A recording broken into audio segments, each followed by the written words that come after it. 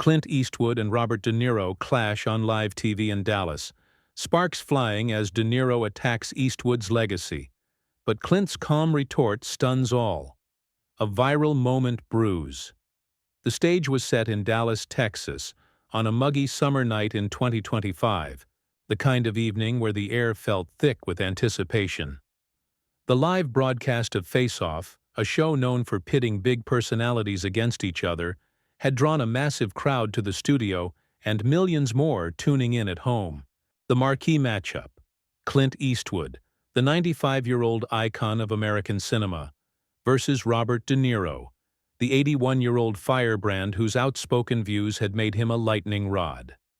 These two titans, legends in their own right, had never shared a stage like this before, and the buzz was electric. Everyone knew this wasn't going to be a polite chat. It was a confrontation, pure and simple, and the tension was palpable from the moment the cameras started rolling. The host, a slick guy named Marcus Reed, kicked things off with a grin, trying to keep it light. "Ladies and gentlemen, tonight we have a showdown for the ages. In one corner, the man who defined the Western and gave us Dirty Harry, Clint Eastwood. And in the other, the Oscar-winning legend behind Taxi Driver and Raging Bull, Robert De Niro." The crowd roared, split down the middle. You could feel the divide in the room, some waving signs for Clint, others cheering for De Niro. Reed leaned in, his voice dropping. "Now let's get to it. Bob, you've been vocal about Clint's work and his, let's say, traditional take on America. What's your beef?" De Niro didn't hesitate. He leaned forward, his eyes narrowing, that signature intensity radiating from him. "Look, Clint's a legend, nobody's denying that. But let's be real.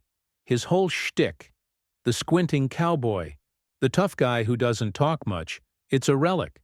It's 2025, and the world's moved on. His movies glorify a version of America that doesn't exist anymore, one that never really did. It's all nostalgia for something that's gone, and frankly, it's dangerous to keep peddling that." The audience gasped, some booing, others clapping. De Niro didn't flinch. "I'm not here to sugarcoat it. Clint's out of touch, and it's time somebody said it to his face." The camera panned to Eastwood, sitting across from De Niro, his weathered face unreadable. He was dressed simply, a dark blazer over a white shirt, his posture relaxed, but his eyes sharp. At 95, he still had that presence, the kind that made you feel like he could stare down a room full of outlaws without blinking. He didn't respond. Right away, just let De Niro's words hang in the air. The silence was deafening, and you could see De Niro shift in his seat, maybe expecting Clint to fire back immediately. But Clint just tilted his head slightly, like he was sizing up an opponent in one of his old westerns. Reed jumped in, sensing the tension. "Clint, that's a strong accusation. Bob's saying you're out of touch, that your legacy's stuck in the past. What do you say to that?" The crowd leaned forward, waiting. Clint cleared his throat, his voice low but steady, each word deliberate. "Bob's got a lot to say, doesn't he? Always has. But talking loud doesn't make you right. I've spent my life telling stories about people, not politics. Stories about what it means to stand up, to fight for something, to keep going when the world's against you. If that's out of touch, then maybe the world's forgotten what it means to have a spine." The crowd erupted, some cheering, others murmuring. De Niro's face tightened, his jaw clenching. You could tell he wasn't expecting Clint to come back like that, not with that kind of quiet force. De Niro leaned in, pointing a finger. "That's the problem, Clint. You think it's about having a spine, but it's not. It's about listening, about understanding what people are going through today. Not some John Wayne fantasy. You're living in a bubble, man, and you don't even see it."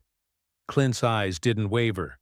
He leaned back slightly, a faint smile, tugging at the corner of his mouth like he knew something De Niro didn't. The host tried to steer the conversation, but De Niro was on a roll, his voice rising. "You made movies about heroes, Clint, but the real world isn't that simple. You can't just squint and shoot your way out of everything. People are struggling and they don't need your kind of macho nostalgia. They need solutions, not sermons. The audience was eating it up, some shouting in agreement, others yelling for Clint to respond. Reed looked like he was barely holding the show together. Clint, though, stayed calm, almost unnervingly so. He waited until De Niro paused, then spoke, his voice cutting through the noise like a knife. "Bob, you talk about listening. Maybe you ought to try it sometime. You're so busy shouting you don't hear what people are really saying. They don't want your anger. They want something real, something true. And truth doesn't need a megaphone." The room went quiet, the weight of Clint's words sinking in. De Niro's face flushed, his hands gripping the arms of his chair. You could see the fury in his eyes, like he was ready to explode. Reed, sensing the moment, leaned forward. "Bob, you've got a chance to respond. What's it gonna be?" De Niro opened his mouth, his voice low and dangerous. "You think you're above this, Clint? You think you can just sit there and act wise? This isn't one of your movies.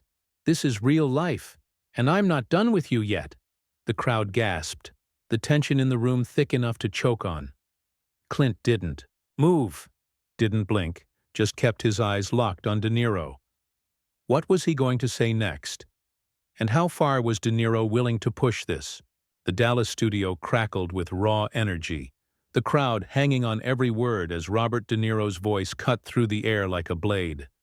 "You think you're untouchable, Clint? Sitting there like some wise old sage? You're not fooling anyone." His finger jabbed toward Eastwood, his face a mix of scorn and fire. "Your whole career's been about playing the lone hero, but out here in the real world that doesn't fly. People see through it.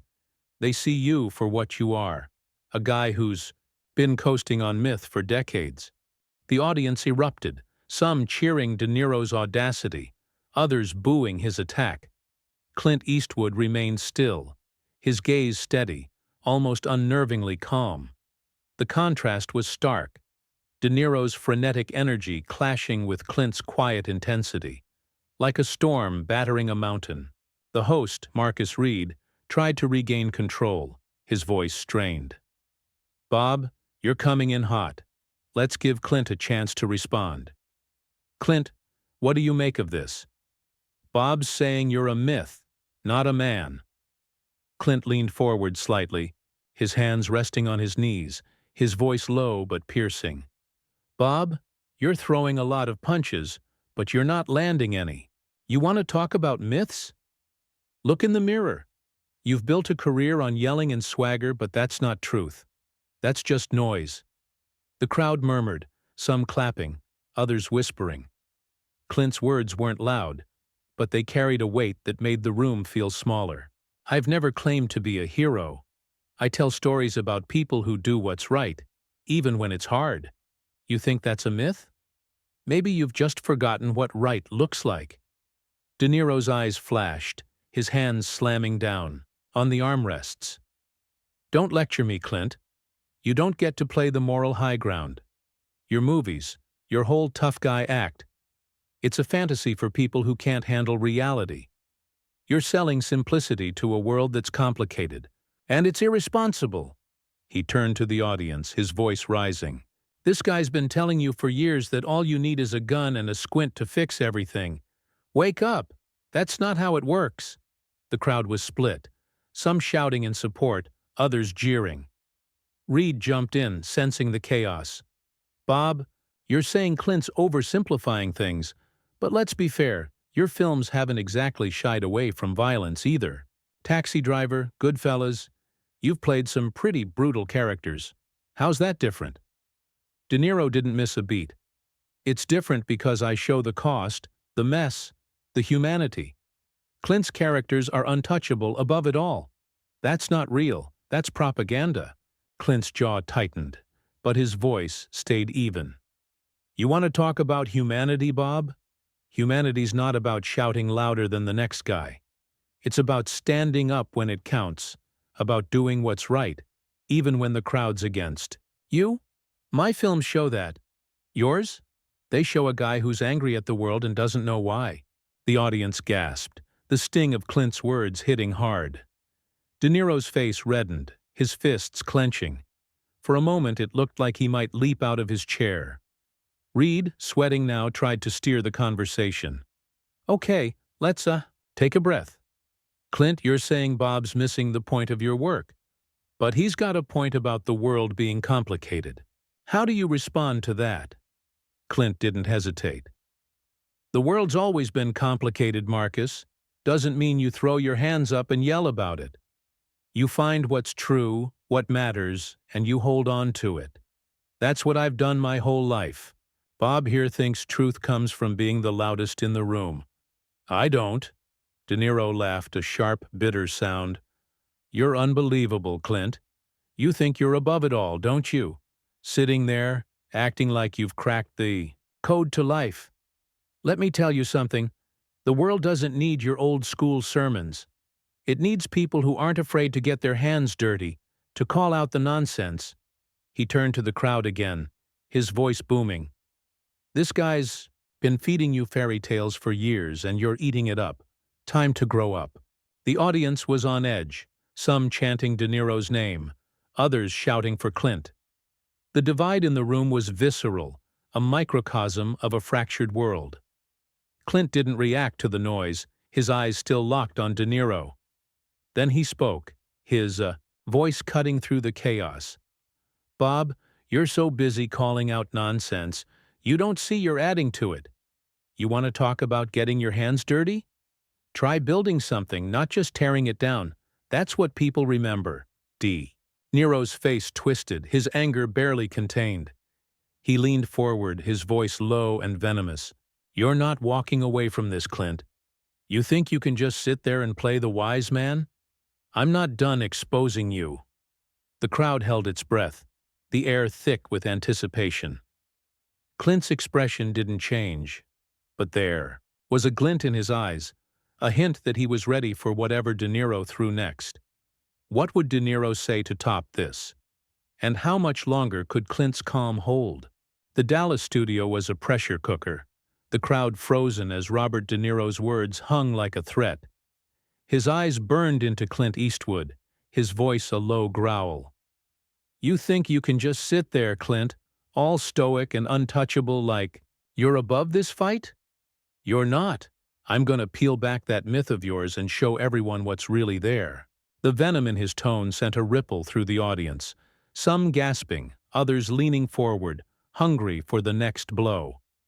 De Niro's fury was a living thing, coiled and ready to strike. Clint Eastwood didn't flinch. His face, etched with decades of life, remained steady, but that glint in his eyes sharpened.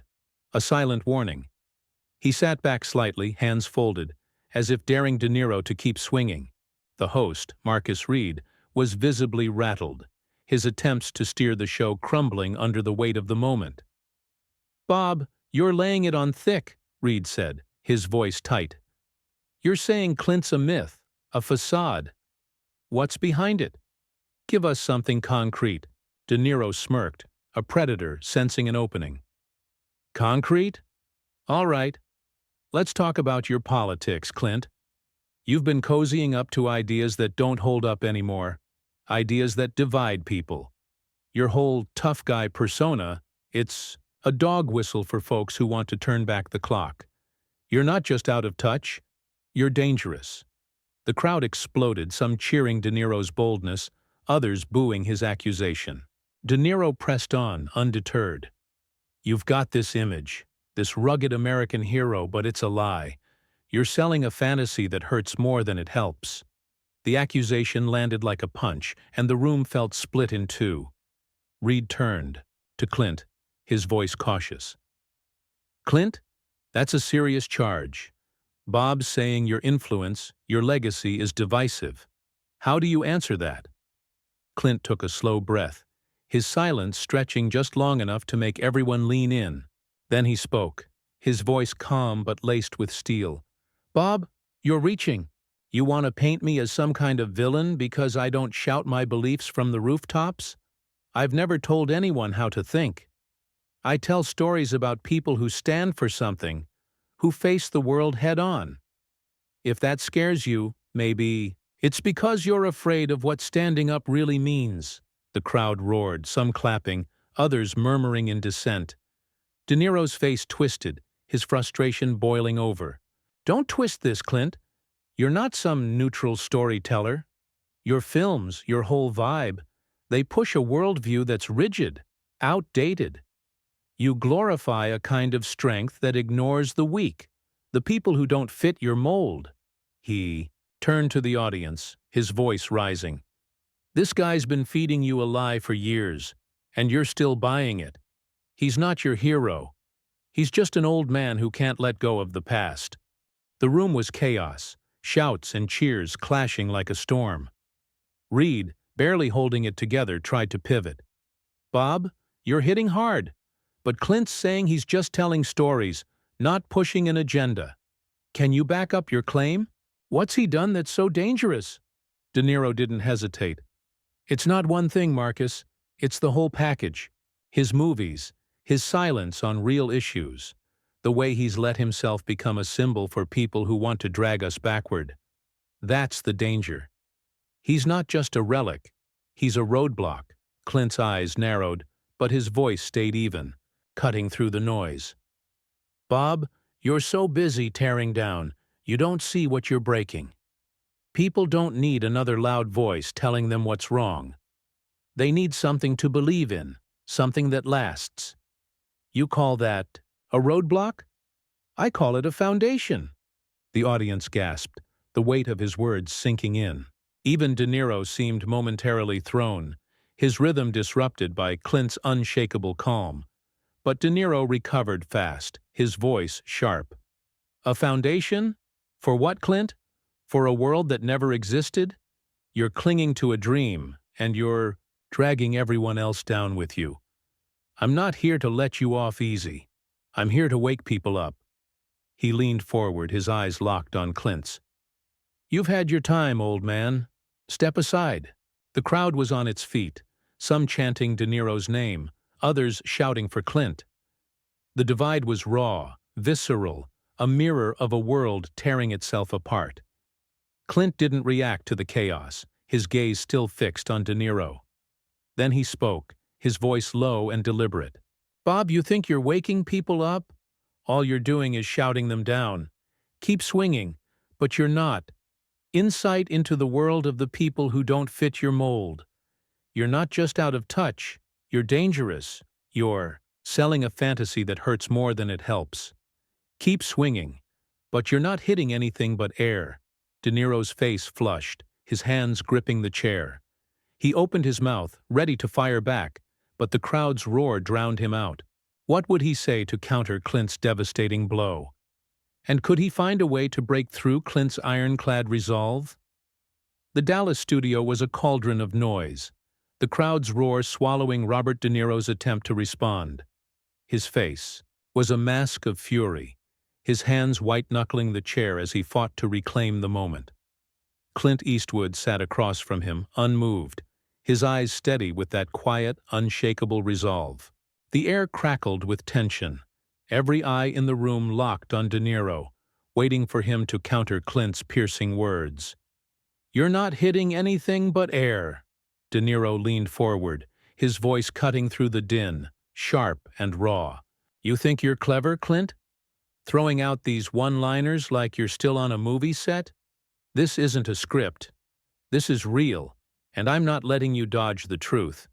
You're a symbol of everything that's holding us back, and I'm calling it out. The crowd split again, some cheering De Niro's fire, others booing his relentless attack. He pointed at Clint, his voice rising. You talk about truth, but you're hiding behind it. Your whole career's been about pretending to be strong, but strength isn't silence.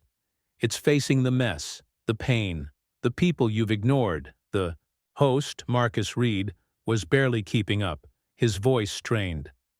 Bob, you're doubling down, saying Clint's avoiding the real issues, but he's saying you're just shouting, not solving. Clint, what's your response? The audience hushed, leaning in. Clint took a slow breath. his weathered face unreadable. Then he spoke, his voice low but resonant, each word landing like a stone. "Bob, you keep saying I'm hiding, but I've been out here, telling stories about people who fight, who hurt, who keep going. You think that's ignoring the mess? That's living in it. You're so busy pointing fingers, you don't see the people you're stepping on to make your point." The room erupted, some chanting Clint's name, others shouting for De Niro. De Niro's eyes blazed, his voice a snarl. "You don't get to play the victim, Clint. You've had the world's ear for decades, and what have you done with it? You've sold a dream that shuts out half the people in this room. I'm not stepping on anyone. I'm speaking for them." He turned to the crowd, arms wide. "You hear me? This guy's been telling you who to be, what to value, and it's time you stopped listening." The divide was palpable, the audience a sea of conflicting emotions. Reed tried to regain control. "Bob, you're saying Clint's message excludes people. Clint, how do you answer that? Is your vision of strength really for everyone?" Clint's eyes flicked to the crowd, then back to De Niro. "My vision. It's not about me. It's about what lasts. Strength isn't about who's loudest, or who's got the most applause. It's about doing what's right, even when the world's screaming at you to back down. That's for everyone, Bob. You'd know that if you ever stopped talking long enough to listen." The crowd gasped, the weight of Clint's words sinking in. De Niro's face twitched, his anger faltering for a split second. He opened his mouth, but Clint wasn't done. "You want to talk about speaking for people? Look at this room. Half of them are with you, half with me. You're not bringing them together. You're tearing them apart. Truth doesn't divide, Bob. It builds. Maybe it's time you tried that instead of burning everything down." The studio went silent, a rare moment where the crowd seemed to hold its breath as one. De Niro's jaw clenched, his eyes searching for a comeback, but something in Clint's words had struck deep. Reed, sensing the shift, leaned in. "Bob, Clint's saying you're dividing people, not uniting them. What's your response?" De Niro hesitated, his fire dimming. "I'm not here to divide," he said, his voice quieter now. "I'm here to fight for what's right. But maybe we're both missing something." The admission hung in the air, raw and unexpected.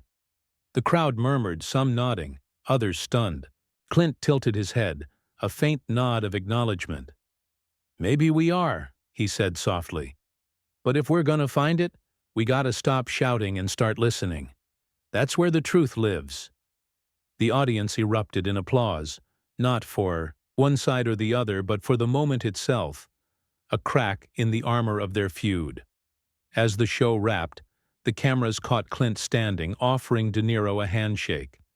De Niro paused, then took it, their grip firm but not hostile. The image went viral within hours, shared across platforms with captions about unity and truth. Online, Clint's words trended, not for their flash, but for their weight. "Truth doesn't divide, it builds," became a rallying cry, a reminder, in a noisy world, that restraint and clarity could still cut through. De Niro's fire had sparked the fight, but Clint's calm had shaped its end, leaving a legacy not of division, but of reflection. The confrontation, heated as it was, had become a mirror, showing a polarized world what it could be if it chose to listen.